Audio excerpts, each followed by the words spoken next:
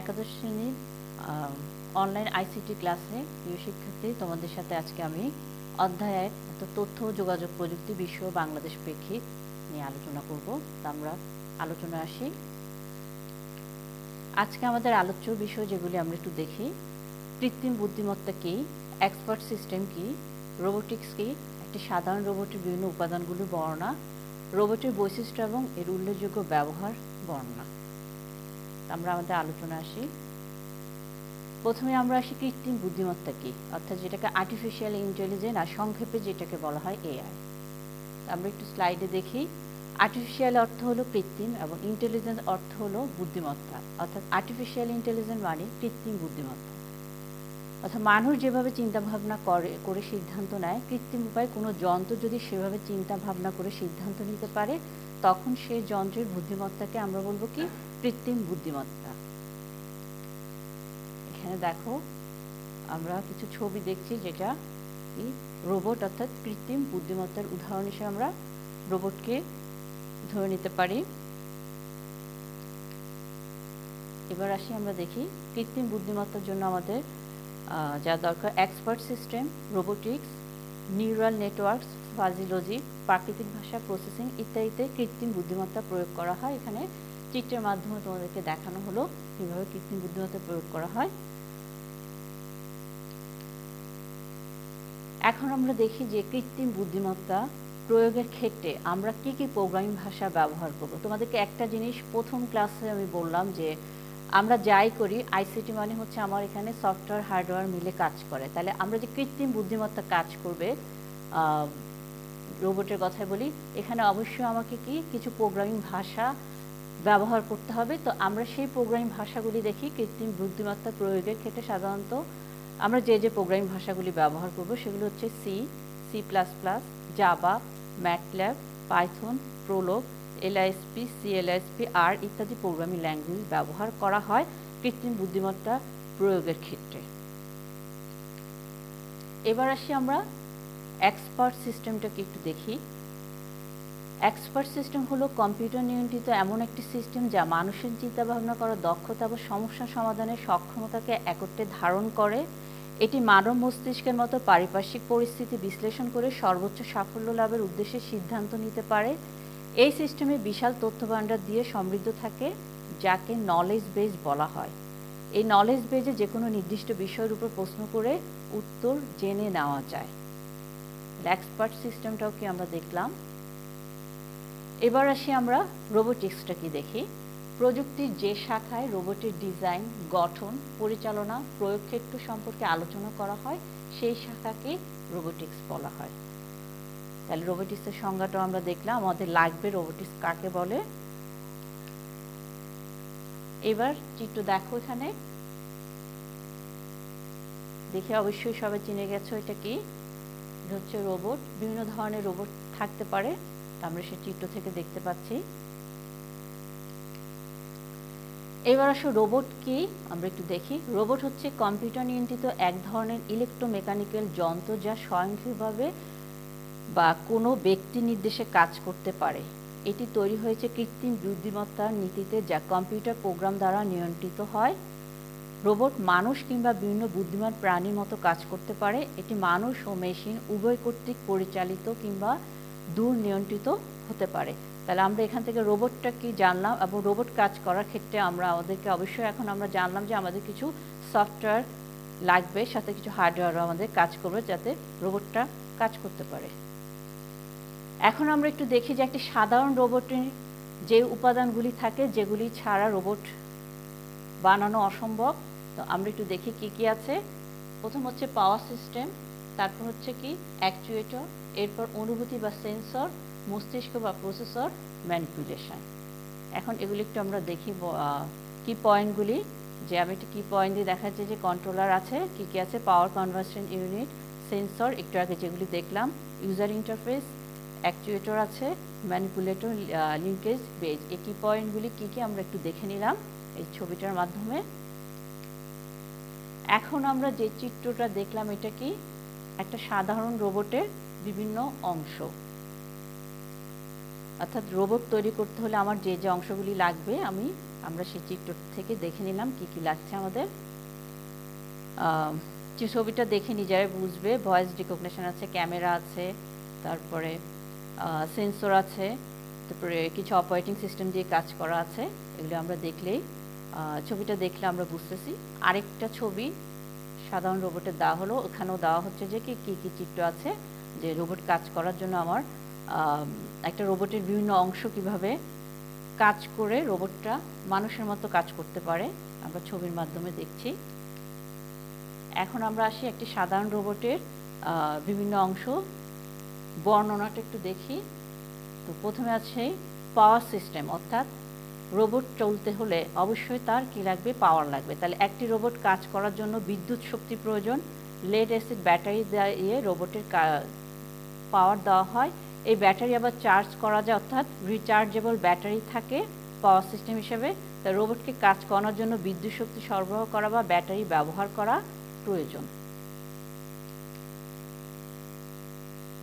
এরপর একটা ছবি, সেটা হচ্ছে কি একটি রোবটের বিভিন্ন অংশের মধ্যে যে অ্যাকচুয়েটর, ঠিক আছে, অ্যাকচুয়েটরের ছবিটা আমরা একটু দেখি।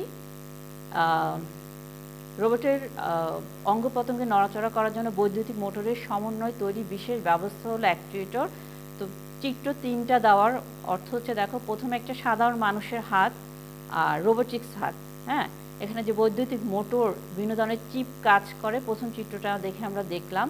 তারপর রোবটের হাতটা মুভমেন্ট করতে গেলে কিভাবে একটা সাধারণ মানুষের হাত আর রোবটের হাতের মধ্যে মানে একই টাইপের করতে চাইলে আমাকে কি কি জিনিস লাগবে, দ্বিতীয় চিত্রের মাধ্যমে আমরা দেখছি যে একটা সাধারণ মানুষের হাত মুভমেন্ট করতে চাইলে রোবটের মাধ্যমে, যে রোবট যেভাবে একটা সাধারণ মানুষ যেভাবে কাজ করে রোবট সেভাবে যে কাজ করতে চায়, কিভাবে তার ডিভাইসগুলি কাজ করে। 3 নম্বর চিত্র হচ্ছে একটা রোবটের পা দেওয়া আছে, যেখানে কি বিভিন্ন ধরনের ডিভাইস সেট করা আছে, যেটার মাধ্যমে আমরা বুঝতে পারি যে তার বিভিন্ন অঙ্গ প্রত্যঙ্গ তৈরি করার জন্য কি কি ডিভাইস আমরা ব্যবহার করতে পারি। 3 নম্বর হচ্ছে যে অনুভূতি বা সেন্সর। রোবটের ইনপুট যন্ত্র হলো সেন্সর, যার মাধ্যমে পরিবেশ থেকে ইনপুট নেয়। রোবটের হাত বা পা যে কোনো জায়গায় স্পর্শ করলে সে জায়গা সম্পর্কে রোবট যাবতীয় তথ্য দেওয়ার সামর্থ্য রাখে। সুতরাং এই সেন্সর সিস্টেমগুলি বাস্তব জগৎ থেকে ডিজিটাল বিশ্বে একটি প্রতিক্রিয়া সরবরাহ করে, যা প্রক্রিয়াজাত হয় এবং রোবট সেই অনুযায়ী সিদ্ধান্ত নেয়। 4 নম্বরে আসি মস্তিষ্ক বা প্রসেসর। এটি রোবটের মূল অংশ, যেখানে রোবটকে কেন্দ্রীয়ভাবে নিয়ন্ত্রণ করার একটি প্রোগ্রাম সংরক্ষিত থাকে। এটি রোবটের প্রধান নিয়ন্ত্রক সিস্টেম। রোবট এর অভ্যন্তরে উপস্থিত প্রতিটি ব্যবস্থা এবং কার্যকারিতা একটি নিয়ন্ত্রণ ব্যবস্থা হিসেবে কাজ করে। যে প্রোগ্রাম রোবটের মস্তিষ্কে দেওয়া হবে, রোবট ঠিক ওইভাবেই কাজ করবে। এরপর হচ্ছে ম্যানিপুলেশন। রোবটের চারপাশে বস্তুগুলির অবস্থান পরিবর্তন করা হলো ম্যানিপুলেশন, অর্থাৎ রোবটের হাত পা দিয়ে এই যাবতীয় পরিবর্তন করা হয়ে থাকে। আর এটি হাতের আঙ্গুল দিয়ে যে কোনো বস্তুকে ধরতে পারবে এবং পা দিয়ে ডানে বামে এবং সামনে পেছনে যেতে পারবে। অর্থাৎ আরেকটা জিনিস তোমাদের মনে রাখতে হবে, রোবটকে আমরা কিন্তু 360 ডিগ্রি অ্যাঙ্গেলে ঘোরাতে পারি, মানে মুভমেন্ট করতে পারবে, যেটা মানুষের পক্ষে সম্ভব না, ঠিক আছে। এইটা নিশ্চয়ই সবাই চিনো, ছবিটা দেখো। ডিজিটাল ফেয়ারে বাংলাদেশে 2017 সালে আসা রোবট, বাংলাদেশের সংস্কৃতিতে ড্রেস পরানো, হচ্ছে কি রোবট সোফিয়া। এটা দেখানোর উদ্দেশ্য হচ্ছে কি, ডিজিটাল ফেয়ারে রোবট যখন আনা হয়, আমরা একটা জিনিস মনে রাখতে হবে, আমরা যে রোবট বলি, রোবট হচ্ছে প্রোগ্রামেবল ডিভাইস দিয়ে কাজ করে। তো যখন ডিজিটাল ফেয়ারে আনা হয়, নির্দিষ্ট কিছু প্রশ্নের উত্তর সে দিতে পারে, কারণ তার প্রোগ্রামেবল ডিভাইসে ওই কোশ্চেন উত্তর দেওয়ার জন্য সেট করে দেওয়া আছে। তো এটা আমাদেরকে বুঝতে হবে যে আমরা সফটওয়্যার দিয়ে কি একটা মেশিনকে মানুষের মতো অনেক কাজ করানো করতে পারি, যেটা কি সফটওয়্যারের মাধ্যমে। আর সোফিয়া সেটাই ডিজিটাল ফেয়ারে এসে দেখালো যে যখন যেটা উত্তর আমরা জানতে যাচ্ছি সেটা সে দিতে পারছে, অর্থাৎ তার নির্দিষ্ট কিছু প্রশ্নের উত্তর তাকে সেট করে দেয়, অর্থাৎ আমরা যেভাবে তাকে সেট করে দেবো সে সেভাবে কাজ করবে। রোবট সোফিয়ার আরেকটা ছবি এখানে কি দেওয়া হচ্ছে যে এটা দেওয়ার অর্থ হচ্ছে যে চোখের অংশটা দেখো এখানে একটা সেন্সর লাগানো, যে সেন্সরটা দিয়ে সে কাজ করতে পারে।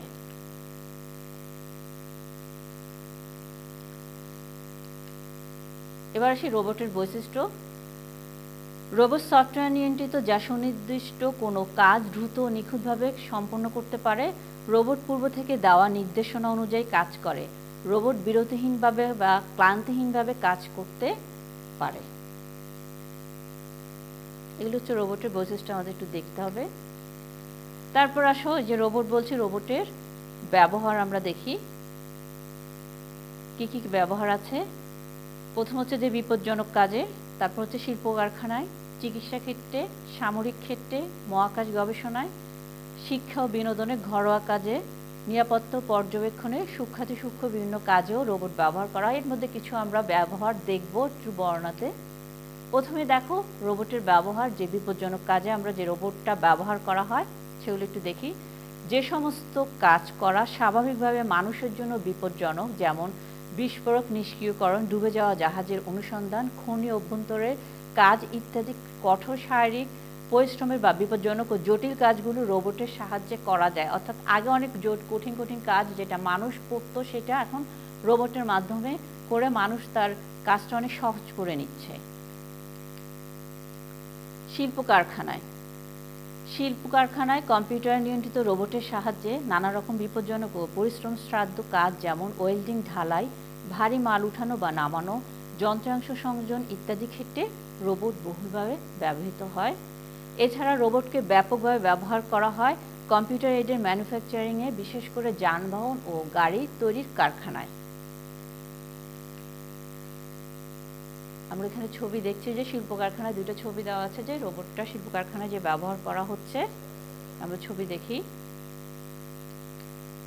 এবার আসি রোবটের ব্যবহার চিকিৎসা ক্ষেত্রে জটিল অপারেশন ও নানা ধরনের কাজে রোবট সার্জনদের সহায়তা করে থাকে। একটা ছবি আমরা দেখে বুঝতে পারছি রোবট সাহায্য করে থাকে, ঠিক আছে।